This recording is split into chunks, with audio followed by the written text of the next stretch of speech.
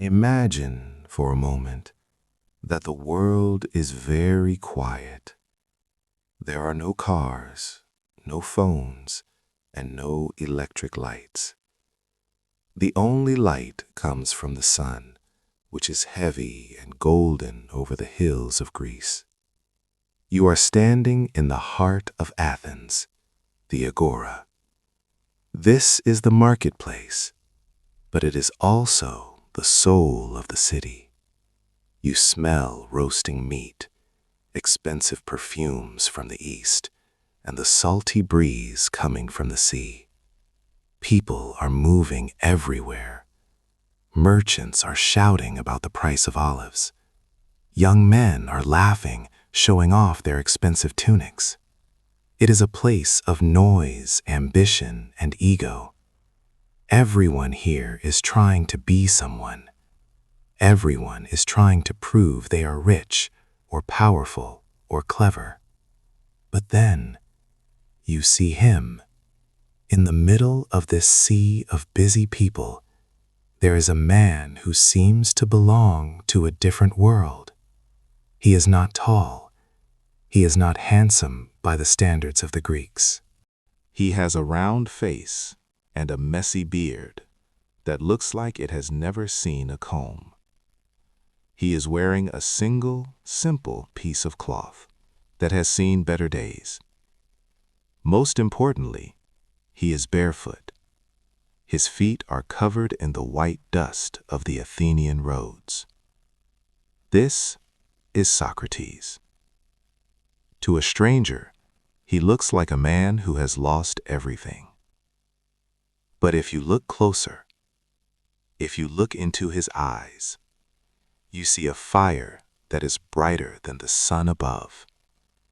He is not looking for money. He is not looking for fame. He is looking for something much rarer. He is looking for the truth. Socrates did not start his life as a famous thinker. He was the son of a stonemason and a midwife.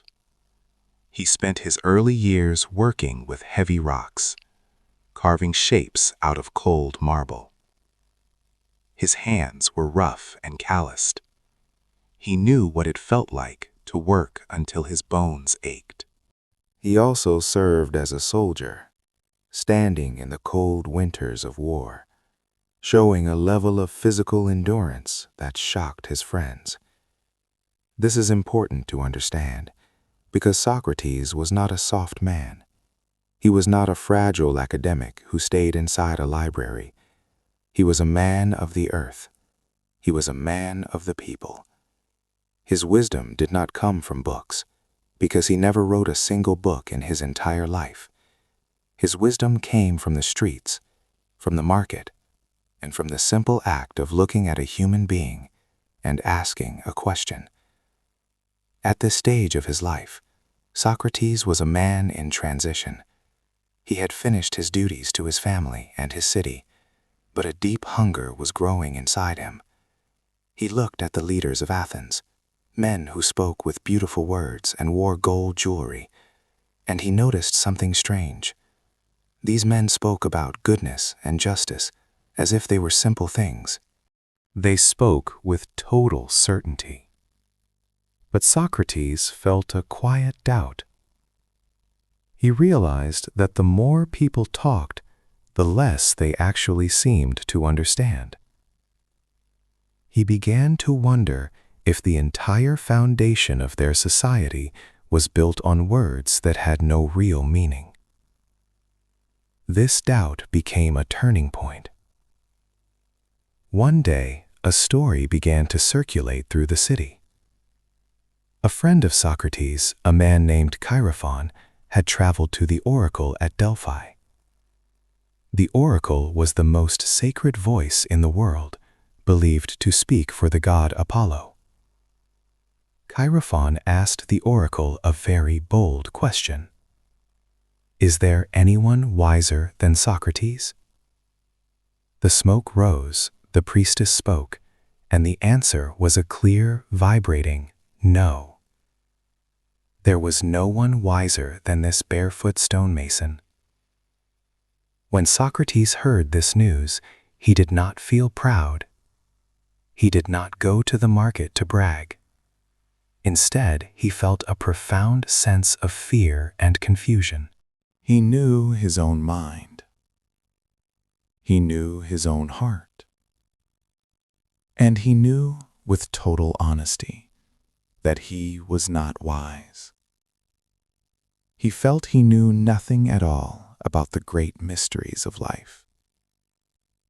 The God cannot lie, Socrates whispered to himself. But I am not wise, so what does this mean? This was the spark that changed history. He decided he had to prove the oracle wrong. Not because he was angry, but because he wanted to understand the truth of the God's words. He began to walk. He began to seek out the most famous men in Athens, the poets who wrote the great plays, the politicians who made the laws, and the craftsmen who built the temples. He went to them with a humble heart. He thought, if I can find just one man who is truly wise, then I will understand the mystery. He did not realize that this search would turn him into the most dangerous man in the city. He did not realize that by asking simple questions, he was about to pull on a thread that would unravel the entire fabric of Athenian pride. He was a man looking for a teacher, but in his silence and his questions, he was becoming the greatest teacher the world had ever seen. As the sun began to set on that first day of his journey, Socrates sat by the river, watching the water flow. He was a simple man with a simple goal. He wanted to find someone who knew the meaning of life. He was about to discover that in a world of loud voices and big egos, the quietest man is often the most powerful.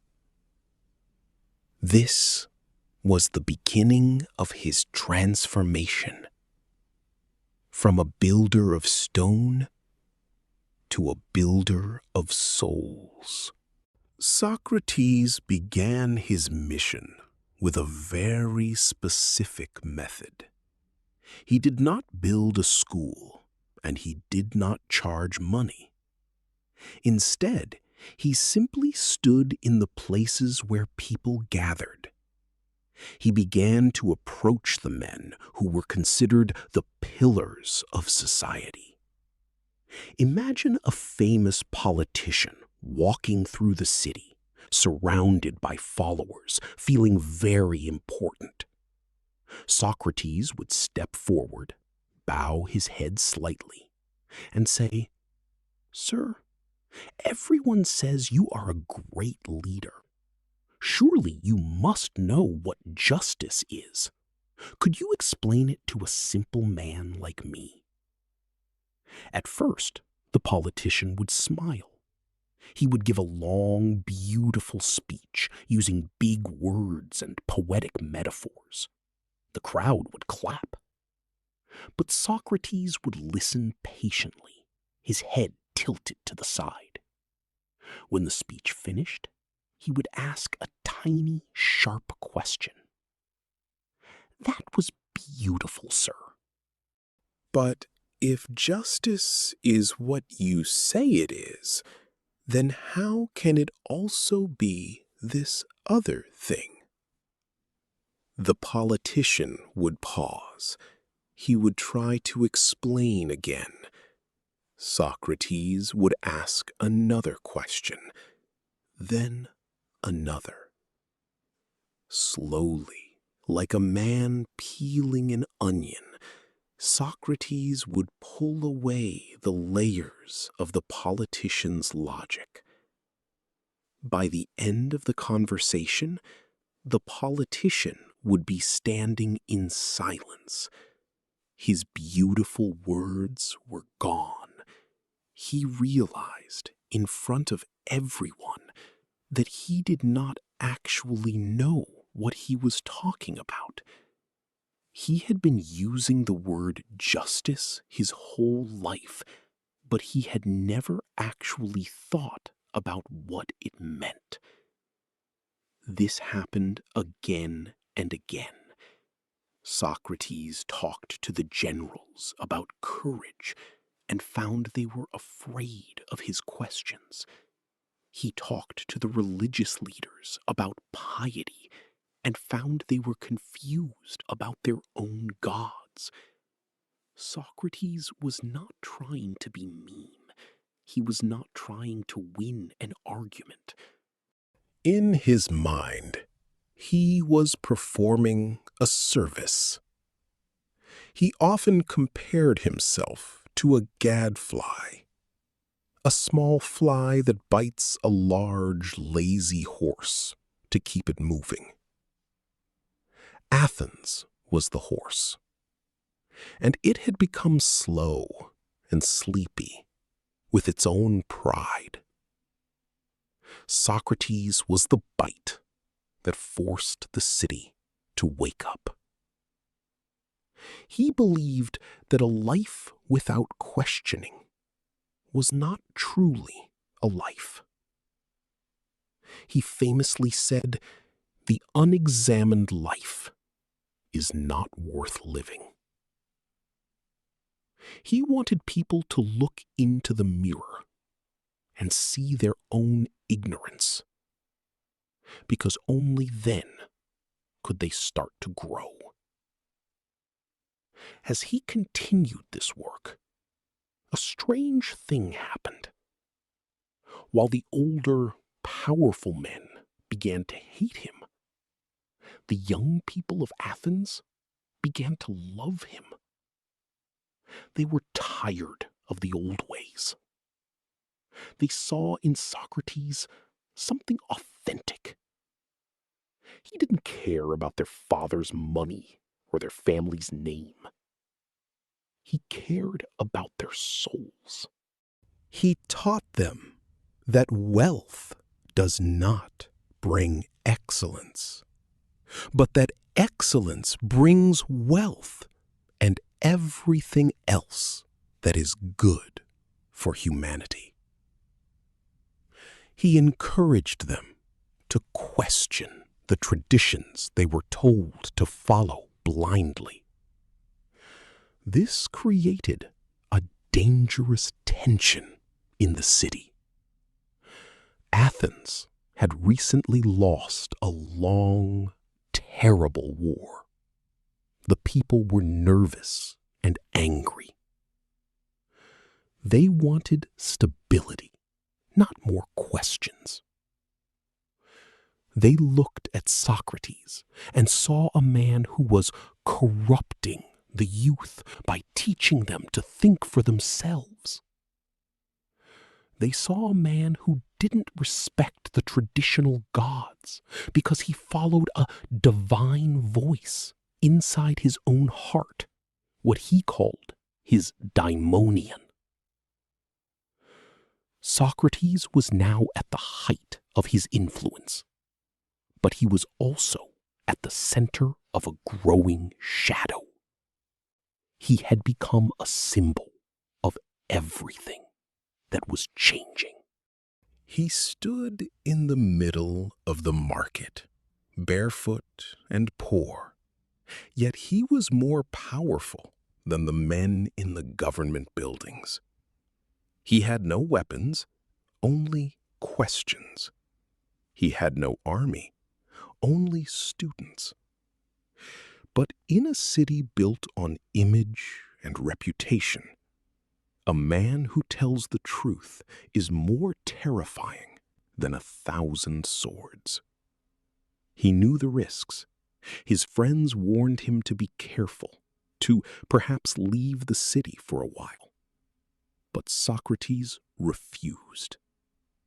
He felt that his duty to the truth was more important than his own safety. He believed that he was assigned to the city by the gods, and to stop his work would be to disobey his own soul. He stayed in the streets, day after day, challenging every person he met to be better, to be clearer, and to be more honest. He was walking toward a collision, a moment where the ego of a city would meet the honesty of one man. The stage was being set for the final act, where the man who knew nothing would have to give everything. The tension in Athens finally broke. 3 men, representing the poets, the craftsmen, and the politicians, brought a formal charge against Socrates. They accused him of 2 things: not believing in the gods of the city and corrupting the minds of the youth. In any other time, this might have been a small event, but Athens was wounded and looking for a scapegoat. They didn't want a philosopher. They wanted someone to blame for their problems. The trial took place before a jury of 501 Athenian citizens. This was not a quiet room. It was a loud, emotional arena. Socrates had a chance to save himself.